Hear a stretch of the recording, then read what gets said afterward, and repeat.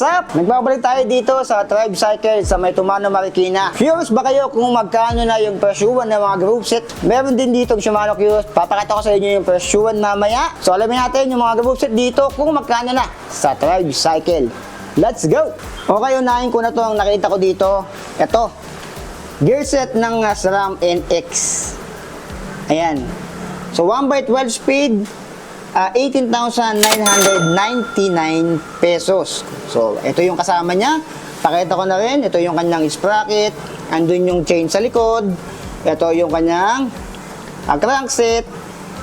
And yung kanyang RD. Ayan. And yung kanyang shifting lever nandun din. So, yan ay 18,999 pesos or 19,000 pesos yung SRAM NX. So, updated yan ngayong October 2023. Ito naman, gear set naman ng SRAM SX. So, yung kanina ay NX, ngayon naman ay SX. 15,000 pesos naman siya dito. Ayan. So, kung doon nagkakamali, 1x12 speed din to. Correct me if I'm wrong. Ayan. Yung kanyang sprocket, yung crankset, yung RD, yung shifting, ayan, yung shifter niya, and may BB na palang kasama to. So, ito may BB na rin palang kasama. So, sana all may BB. Ayun yung BB sa likod. So, SRAM SX ay 15,000 pesos. And yung SRAM NX naman ay 18,999 pesos. So, sama ko na rin yung sa baba. Meron dito, hydraulic, ayan, ng Diore.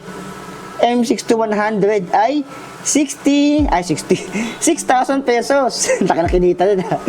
6,000 pesos yan. Yan. And ito naman, MT200. Brake set na rin. Sama namin natin dito ha. 2,100 pesos. Ayan. 138 naman to. Ito ay to 100. Sa kabila. Ito naman.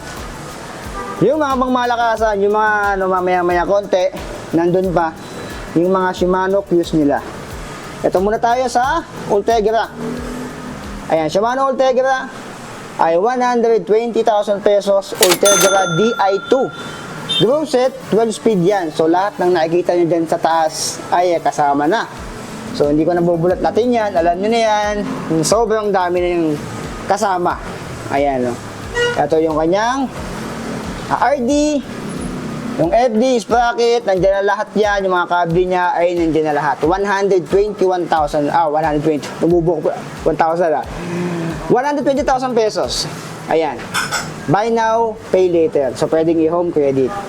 Sa baba, Shimano Diore M6100 naman. Sa mga curious dyan, kung magkano na M6100 ngayon, ito ang presyo niya.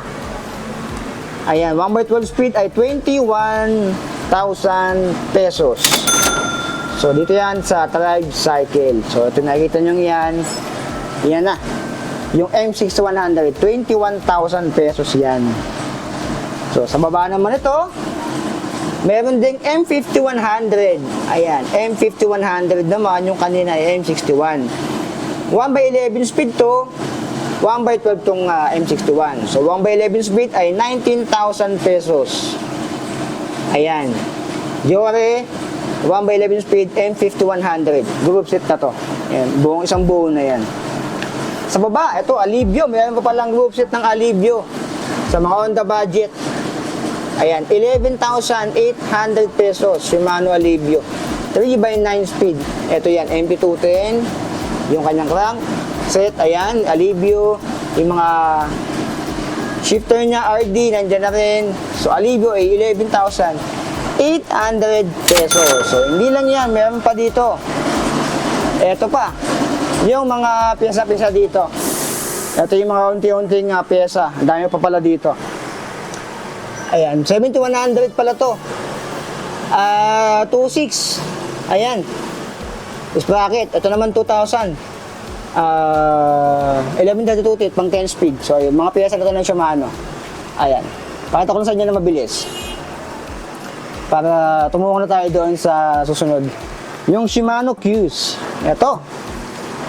So, yung mga nagtatanong kung magkano na ang Shimano Curious ngayong October 2023. Ito na yung hinihintay nyo. Alamin natin kung magkano yung presyuman ng mga Shimano Curious dito. Ito na. Kita dito, group set, Shimano Q's, 1x9 and 1x10 speed. So, pwede naman niyang i-home credit, buy now, pay later. So, nandito, pinakauna, yung kanilang 10 speed. Ang presyo ay 17,075 pesos. Ayan, kita nyo naman dyan. Ayan yung kanyang Shimano na crankset. Ito yung shifting lever, ito yung chain niya, ito yung RD, BB, meron na rin kasama na, yun pala, nakasulat na pala yung lahat, oh. Nakasulat na. So, meron siyang kasama na siyam. Yung disc brake na gagamitin ay RT56. Ayan, nasa gilid. So, 17,075 pesos yung 10 speed. Sa baba, ay ganun din. So, dalawa yung 10 speed na available sa kanila dito, yung 17K, dalawa yan. Yan. Sa baba naman, meron pa dito, ito naman yung kanilang 9 speed. Ayan, less 500 or 400 something plus, 4,000 plus yung nito, lubang nito. Ayan, mas mura. 12,350 pesos. Ayan yung mga kasama. Ayan.